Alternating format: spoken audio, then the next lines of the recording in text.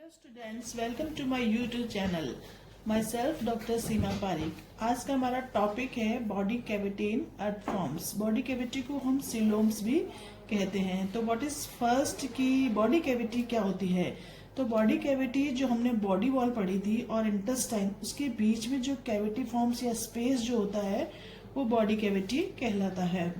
Body cavity में ऐसे भी कह सकते हैं कि well differentiate cavity in which the internal organs are present, और जो एम्ब्रियोनिक मेसोडर्म से फॉर्म होती है और ट्रिप्लोब्लास्टिक एनिमल्स में प्रेजेंट होती है।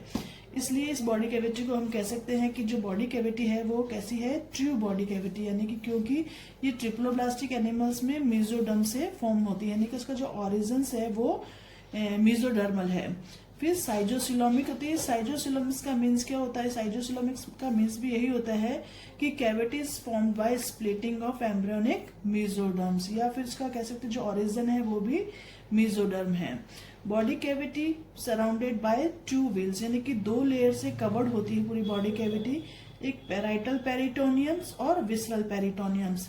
इसको हम अच्छे से एक डायग्राम में दे सकते हैं। जो ये आउटर हमने लेयर बनाई है ये है बॉडी वॉल्स की, और एक जो अंदर की तरफ हमने ये जो सर्किल बनाया है ये है इंटेस्टाइन। इसके बीच में जो ये ग्रीन डॉटेड से बनाई है ये मेसोडर्म्स है, पूरी फील्ड होती है। फिर इनके बीच में जब स्प्लिटिंग होती है तो ये दो लेयर्स में बढ़ जाती है। तो जो ये इनर लेयर है ये कहलाती है क्या? विसरल पेरिटोनियम्स, और जो आउटर लेयर होती है वो कहलाती है पैराइटल पेरिटोनियम्स, यानी कि दोनों जो इसको कवर्ड करती है, पूरी पेरिटोनियम्स को कवर्ड करती है, विसरल पेरिटोनियम और पैराइटल पेरिटोनियम्स। तो इसे भी हम कह सकते हैं ट्रू बॉडी कैविटी या ट्रू सीलोम, जिसमें पेरिटोनियम्स कवर्ड करती है पूरी कैविटी को। जो ये बॉडी कैविटी बनी ये है डिवाइडेड बाय सेप्टा के थ्रू डिवाइडेड होती है, इसलिए इसको क्या कहते हैं? इन सेप्टा को इंटर सेगमेंटेड सेप्टा। अब इंटर सेगमेंटेड सेप्टास के जो हम है इसको डिवाइडेशन देखते हैं कि कौन कौन से सेगमेंट्स में कितने सेप्टा प्रेजेंट हैं। Cavity divided by septa called inter segmented septa. Inter मतलब बिटवीन, यानी कि दो सेगमेंट्स के बीच में जो सेप्टा प्रेजेंट है वो इंटर सेगमेंटेड सेप्टास कहलाते हैं। अब हमें ये देखना है कि कौन से सेगमेंट्स के बीच में कौन सा सेप्टा प्रेजेंट है और उसकी क्या उसका कैरेक्टर है। तो फर्स्ट है जो सेगमेंट 4 से स्टार्ट होकर के 14 सेगमेंट्स तक हम इसका डिस्क्रिप्शन देखेंगे। तो जो पहला सेप्टा है वो 4 और 5 सेगमेंट्स के बीच में प्रेजेंट होता है। ये 4 और 5 है, इसके बीच में पहला सेप्टा प्रेजेंट है। इसकी शेप होती है स्ट्रेट होता है। अब सेकंड, थर्ड, फोर्थ और फिफ्थ और सिक्स्थ हैं जो एक टाइप के सेप्टाज हैं या फनल शेप्ड सेप्टा हैं। तो ये किस किस के बीच में? जो सेकंड सेप्टाज है वो फिफ्थ और सिक्स्थ के बीच में प्रेजेंट है। जो थर्ड सेप्टा प्रेजेंट है वो सिक्स्थ और सेवंथ के बीच में प्रेजेंट है। फोर्थ सेप्टा है जो सेवंथ और एट्थ के बीच में प्रेजेंट है। फिफ्थ जो सेप्टा है वो एट्थ और नाइन्थ के बीच में प्रेजेंट है।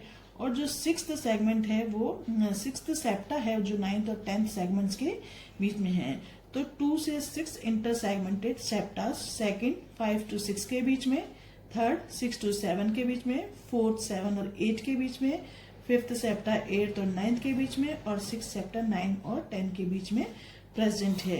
किस टाइप का इनका फीचर्स क्या है, क्वालिटी क्या है इनकी? लार्ज होते हैं, सॉलिड हैं, फनल शेप्ड हैं, और इनका फंक्शन क्या है? ये बुरोइंग में हेल्प करते हैं।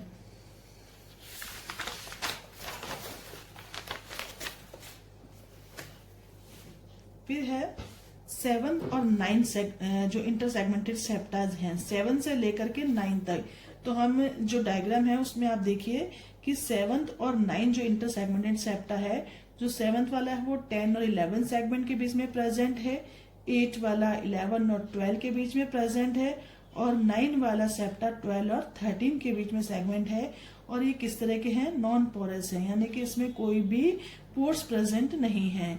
जो लास्ट 10 इंटरसेगमेंटेड सेप्टाज है वो 13 और 14 सेगमेंट्स के बीच में प्रेजेंट है, जो कि पोरस है।